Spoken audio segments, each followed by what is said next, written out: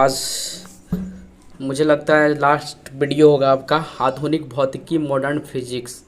ठीक है, इस तरीक़ा से आपको जहर कॉन्सेप्ट लगभग सब मिल चुका है। तो आप इस क्वेश्चंस को तैयार कर लीजिएगा, जो भी इसमें मेन कॉन्सेप्ट होंगे पढ़ लीजिएगा ताकि आपका कल्याण हो सके मेरे भाई। ठीक है, इस तरीक़ा से हम आगे चलते हैं। चैप्टर फर्स्ट की बात करते हैं। इसमें फर्स्ट जो मॉडर्न अलजेब्रा है, सॉरी मॉडर्न अलजेब्रा नहीं भाई, मॉडर्न फिजिक्स मतलब चैप्टर 1 परमाणु एटम्स।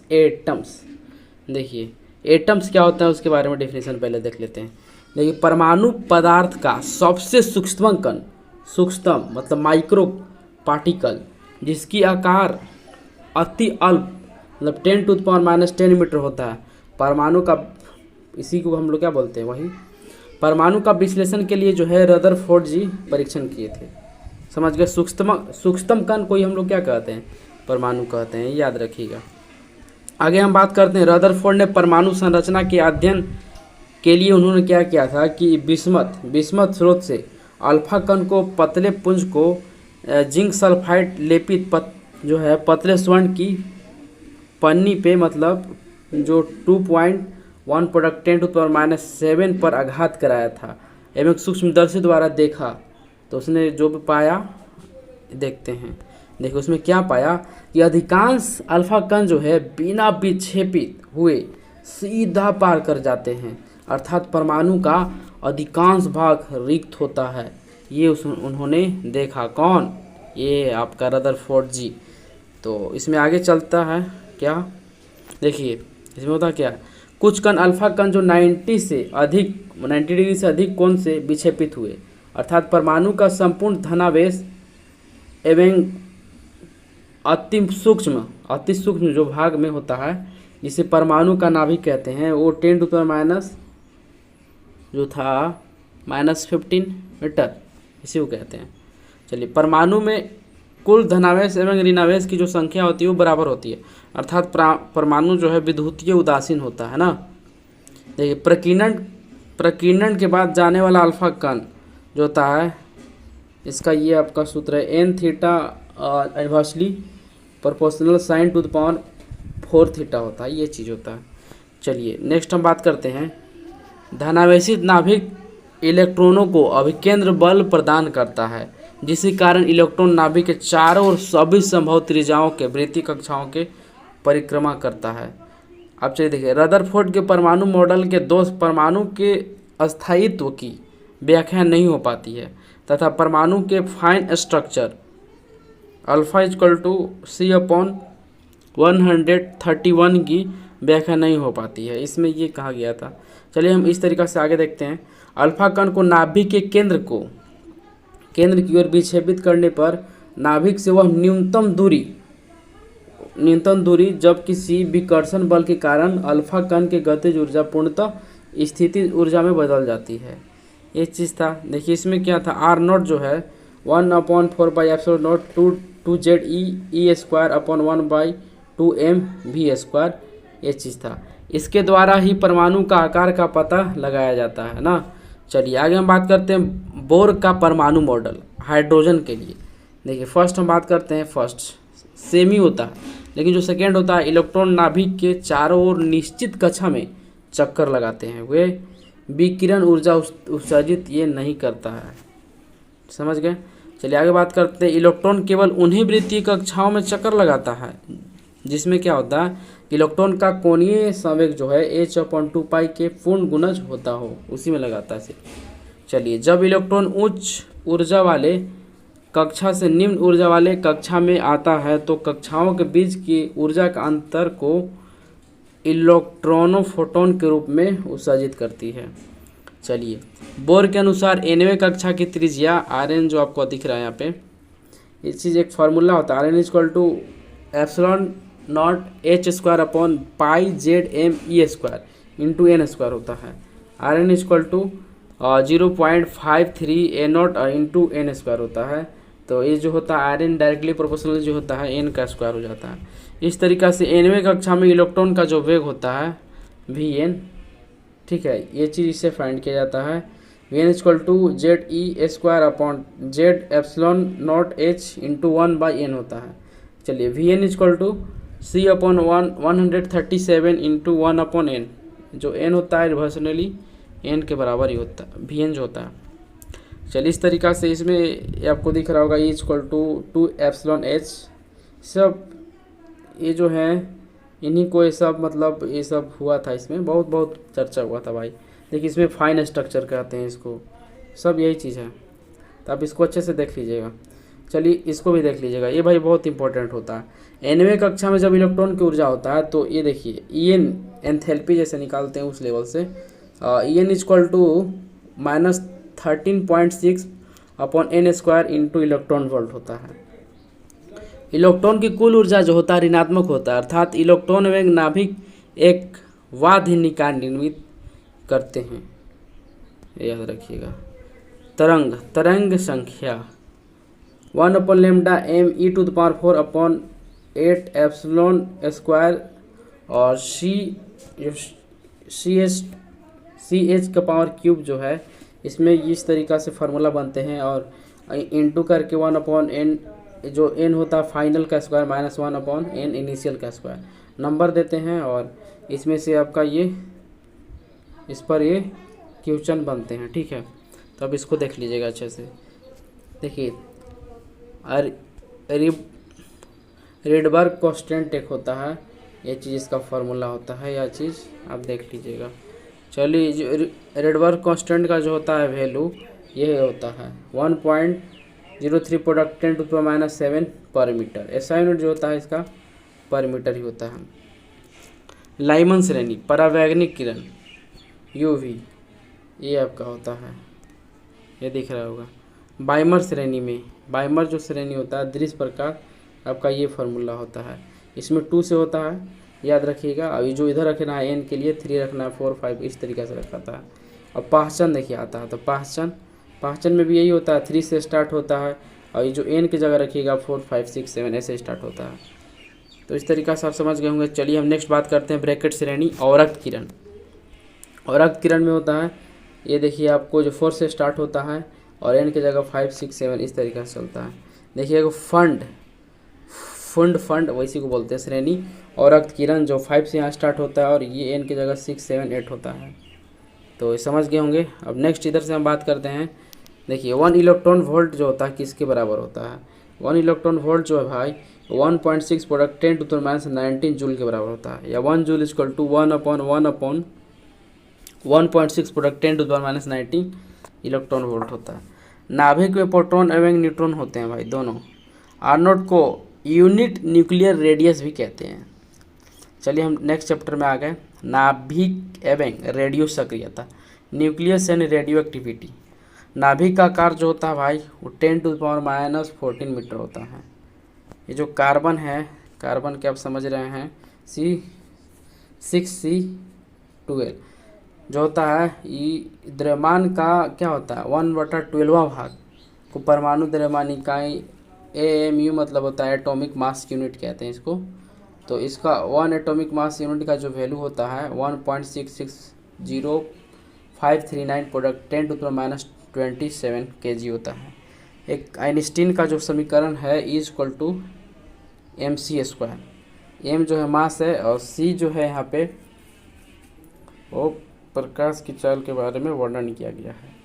यह आइंस्टीन जिन दिए थे।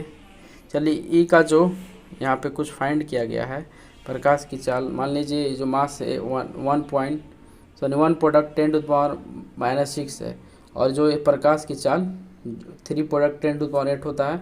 इस पर सोल्यूशन किया गया तो ये आपका आया है = 9 प्रोडक्ट 10⁻10 जूल। ये आपका छोटा एग्जाम्पल था। इस तरीक़ा से क्वेश्चन मिलेगा तो आप बना सकते हैं मेरे भाई।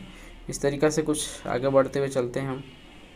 देखिए किसी परमाणु के नाभिक में उपस्थित प्रोटॉनों की संख्या में परमाणु संख्या कहते हैं। कहने का मतलब है कि किसी परमाणु के नाभिक में उपस्थित प्रोटॉन की संख्या को ही हम लोग क्या कहते हैं, परमाणु संख्या कहते हैं। जेड से इसको हम लोग दिखाते हैं।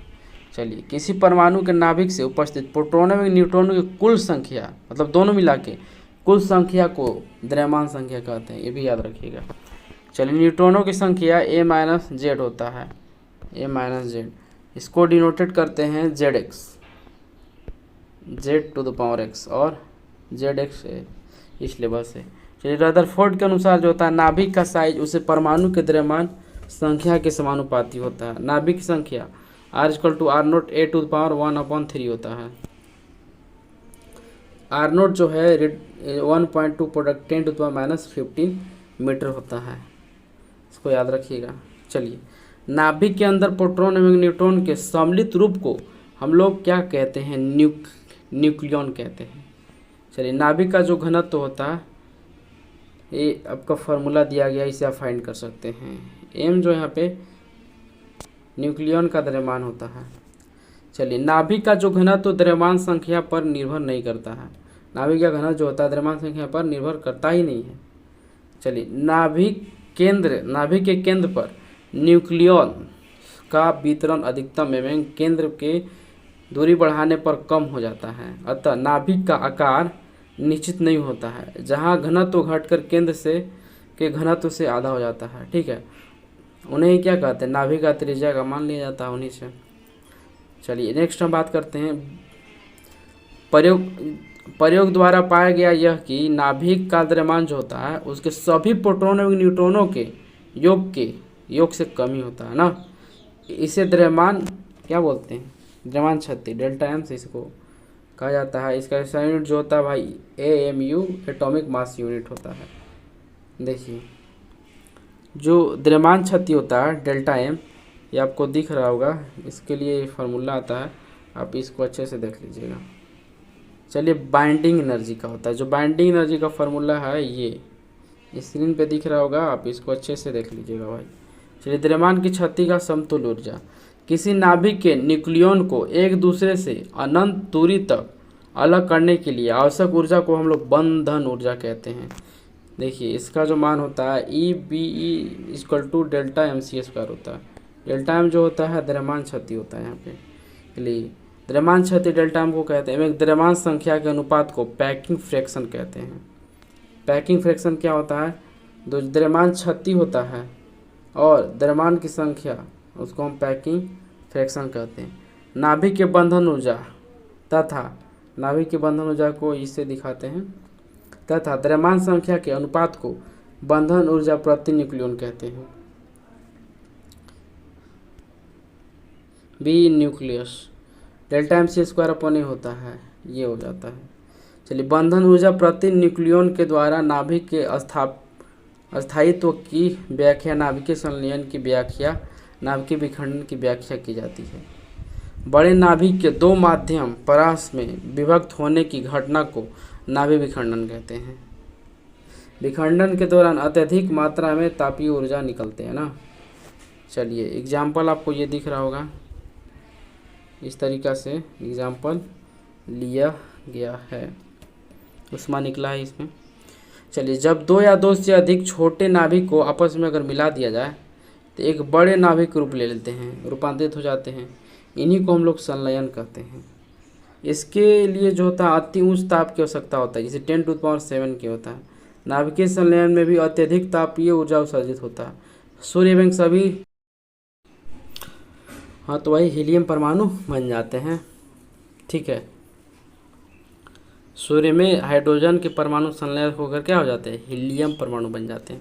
इस तरीक़ा से आपको ये दिख रहा होगा, यही प्रोसेस है उनका, नाभिकीय संलयन का ये प्रोसेस आपको दिख रहा होगा। ठीक है, चलिए परमाणु जो होता है बम नाभिकीय विखंडन पर आधारित होता है। देखिए हाइड्रोजन बम नाभिकीय संलयन पर आधारित होता है। हाइड्रोजन जो बम होता है वो क्या होता है? नाभिकीय संलयन पर आधारित होता है। लेकिन जो परमाणु बम होता है नाभिकीय विखंडन पर आधारित होता है। हेनरी बेक्वेरेल क्या होता है? स्फुरदीप्ति एवं प्रतिदीप्ति के प्रयोग अध्ययन के क्रम में पाया जाता है। अस्थायी एवं भारी नाभिक जो होता है के परमाणु स्वतः अल्फा कण, बीटा कण, गामा किरणें उत्सर्जन होता है। इसे ही रेडियो सक्रिय कहते हैं ना। चलिए रेडियो सक्रिय जो होता है वह कारक ताप दाब विद्युत क्षेत्र चुंबकीय क्षेत्र से अप्रभावित रहता है। अल्फा कण एवं बीटा कण को रेडियो सक्रिय कण, जबकि गामा किरण को रेडियो सक्रिय विकिरण कहते हैं। कण की चाल, प्रकाश की चाल दोनों बराबर, याद रखिए। ठीक है, कण की चाल, प्रकाश की चाल, इसमें अपॉन में 100 बस। जो अल्फा 6 इसमें नाभिक से अल्फा कण अर्थात 2He4 उत्सर्जित होता है। अल्फा कण पर जो आवेश होता है वो 3.2 product 10 to the power -19 coulomb होता है। इसकी आयनीकरण जो क्षमता है सबसे अधिक होता है तथा विक्षेपित भी सबसे कम होता है। आयनीकरण क्षमता अधिक होता है लेकिन विक्षेपित बहुत कम। चुंबकीय क्षेत्र में विद्युत क्षेत्र से ये प्रभावित होता है। चलिए बीटा 6 इससे नाभिक से इलेक्ट्रॉन पॉजिट्रॉन उत्सर्जित होते हैं ना। जो बीटा कण की चाल होता है भाई वो जो होता है प्रकाश की चाल का वो 10 गुना कम होता है, मतलब डिवाइड कर दीजिए उसको। चलिए बीटा कण पर आवेशित जो आवेश होते हैं प्लस माइनस जो होता है 1.6 product 10 to the power -19 coulomb ये होता है। इसकी आयनीकरण क्षमता जो होता है विभेदन क्षमता कम होता है। यह चुंबकीय क्षेत्र एवं विद्युत क्षेत्र से प्रभावित होता है। गामा यानी 6 इससे ऊर्जा जो होता है ये आपको ये सब दिख रहा होगा, कॉन्सेप्ट है देख लीजिएगा। फोटोन की आवश्यकता होता है। देखिए गामा किरणों की चाल जो होता है वो प्रकाश की किरण के चाल के बराबर ही होता है, इसको याद रखिएगा।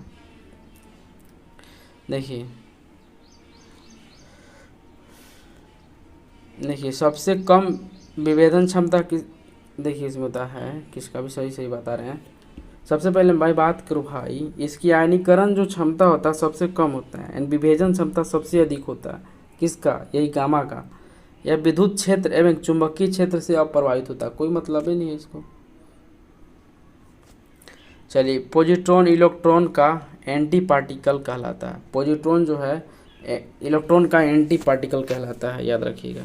चलिए रेडियो सक्रियता का जो सही मात्रक होता है सबको जानता है क्यूरी होता है, ठीक है। यूरेनियम का है जादू गोड़ा में खाना है, ये चीज़ था आपका। अब देखिए एक पॉइंट है भाई बहुत इम्पोर्टेंट। देखिए जब अल्फा डीके होता है अल्फा 6 भाई एकदम पूछ देता है डिफेंस में ZXA ये मान लीजिए परमाणु संख्या है, परमाणु द्रव्यमान होता है कोई, यहाँ पे ये आपका एलिमेंट्स है। तो जब इसमें आपका अल्फा 6 होगा अल्फा डीके होगा तो आपका परमाणु संख्या से 2 घट जाता है। और वही परमाणु द्रव्यमान की बात कर दी जाए तो इसमें से 4 सब्ट्रैक्ट हो जाता है, 4 सब्ट्रैक्ट हो जाता है। इसी तरीक़ा से जब यही कोई मतलब एलिमेंट्स में जब बीटा डीके हो जाए तो इसमें होता ये है कि आपका +1 ऐड हो जाएगा और मास पे कोई इफेक्ट नहीं पड़ेगा। भाई बहुत इंपॉर्टेंट होता है, इसको देख लीजिएगा। कोई भी एलिमेंट्स में यही कीजिएगा, जब अल्फा 6 है तो -2 घटा दीजिएगा यहाँ परमाणु संख्या में और परमाणु द्रव्यमान में -4, और जब बीटा 6 होगा +1 कर दीजिएगा, बाकी उसमें कोई मतलब नहीं है। इस तरीक़ा से आगे बढ़ते हुए हम चलते हैं। रेडियो सक्रियता तत्व की जो अर्धआयु होता है T½ log E² upon lambda होता है 0.6931 अपॉन लेमडा। चलिए रेडियो सक्रिय तत्व की औसत आयु जो होता है T एवरेज 1 अपॉन लेमडा होता है। रेडियो सक्रिय तत्व की अर्धायु और औसत आयु में संबंध ये होता है आपका 0.693 T एवरेज होता है। 1 बेकरेल इक्वल टू 1 विखंडन अपॉन ये होता है, यही चीज़ है। 1 क्यूरी का जो वैल्यू होता है 3.7 प्रोडक्ट 10 टू द पावर 10 विखंडन यही सब होता है। और 1 रदरफोर्ड 6 विघटन पर सेकंड के बराबर होता है। चलिए यूरेनियम 235 को स्वतः विस्फोट होने के लिए उसकी मात्रा 1 kg होनी चाहिए भाई। द्रुतगामी न्यूट्रॉन के टक्कर द्वारा 92 यूरेनियम 239 एवं 92 235 के नाभिक का विखंडन हो सकता है। यूरेनियम 235 के नाभिक के विखंडन में कितना 200 MeV ऊर्जा निकलता है। चलिए नाभिकीय रिएक्टर में नियंत्रक छड़ के रूप में कैडमियम एवं बोरॉन का उपयोग किया जाता है जो न्यूट्रॉन को अवशोषित करता है। चलिए नाभिकीय रिएक्टर में मंदक के रूप में ग्रेफाइट का प्रयोग किया जाता है जो न्यूट्रॉन की गति को नियंत्रित करता है। पॉइंट्स याद रखिएगा। चलिए नाभिक रिएक्टर नाभिकीय विखंडन पर आधारित होता है। नाभिकीय रिएक्टर में शीतलक के रूप में सोडियम जो है द्रव भारी जल D2O एवं CO2 का उपयोग होता है। फर्मी ऊर्जा फर्मी एनर्जी M- से एम जो होता है एटॉमिक मास होता है, ये होता है एटॉमिक नंबर होता है। डायमंड इंसुलेटर का जो होता है ये देख लीजिए 6.8 इलेक्ट्रॉन वोल्ट होता है। सिलिकॉन का जो होता है वो 1.1 इलेक्ट्रॉन वोल्ट होता है, ठीक है ना। इस तरीके से चलते हैं। जर्मेनियम का जो होता है Eg और 0.72 इलेक्ट्रॉन वोल्ट सेमीकंडक्टर होता है, इसलिए प्योर सेमीकंडक्टर का जो होता है ये होता है सिलिकॉन और जर्मेनियम दोनों होते हैं। मास ऑफ प्रोटीन जो होता है भाई बहुत, प्रोटॉन यार प्रोटीन कहला रहा है, 1.66 प्रोडक्ट 10⁻27 kg जो होता है इसके बराबर 1740 गुने मास ऑफ इलेक्ट्रॉन कर दीजिएगा तो आपका मास ऑफ प्रोटॉन मिल जाएगा। चलिए हम आगे बात करते हैं mass of charge of proton. तो ये तो हर कोई जानता है कि प्लस माइनस 1.6 प्रोडक्ट 10⁻19 कूलम होता है। चलिए मास ऑफ इलेक्ट्रॉन या पॉजिट्रॉन, तो ये होता है 9.1 product 10⁻31 kg। Charge of electron की बात कर दी जाए तो अभी जैसे पढ़े थे आप पॉजिट्रॉन में प्लस माइनस करके यहाँ पे डायरेक्ट होगा 1.6 product 10⁻19 coulomb. Charge of positron plus में होगा भाई, यहाँ प्लस कर दीजिएगा 1.6 प्रोडक्ट यहाँ प्लस 10⁻+19, यही चीज़ होता है। चलिए आगे हम बात करते हैं चैप्टर 14 अर्धचालक युक्तियाँ सेमीकंडक्टर डिवाइस। ऊर्जा बैंड को दो तरह होते हैं, चालन ऊर्जा बैंड जिसको कंडक्टर बैंड बोलेंगे और संयोजी वैलेंस बैंड बोलेंगे। चलिए सीबी जो होता है आपका कंडक्ट बैंड एवं वैलेंस बैंड के बीच जो अंतराल होता है वर्जित ऊर्जा अंतराल फर्मी एनर्जी बॉन्ड कहते हैं उसको। ये आपको दिख रहा होगा, ये सब आपको दिख रहा होगा, यही होता है इसमें, ये सब आपको दिख रहा होगा। चलिए ताप बढ़ाने पर चालकों की जो प्रतिरोध एवं प्रतिरोधकता बढ़ती है। ताप बढ़ाइएगा चालक होगा, प्रतिरोधकता और प्रतिरोध दोनों बढ़ेगा, जिससे चालकता कम हो जाता है। चालकता इन्वर्सली प्रोपोर्शनल होता है इसलिए कम हो जाता है, सिंपल। ताप बढ़ाने पर अर्धचालक में सीबी से इलेक्ट्रॉन वेबी में जाने लगते हैं, जिससे अर्धचालक के धारा का चालन होता है। यह कमरे के ताप भी होता है, अतः अर्धचालक का प्रतिरोधकता बढ़ाता है। शुद्ध अर्धचालक को नैज अर्धचालक भी कहते हैं, बाप रे, शुद्ध अर्धचालक को नैज अर्धचालक भी कहते हैं, जबकि मिश्रित अर्धचालक को अपद्रवी अर्धचालक कहते हैं। शुद्ध अर्धचालक के अपेक्षा नैज अर्धचालक की चालकता अधिक होती है, याद रखिएगा। नैज अर्धचालक में इलेक्ट्रॉन एवं होल का घनत्व बराबर होता है।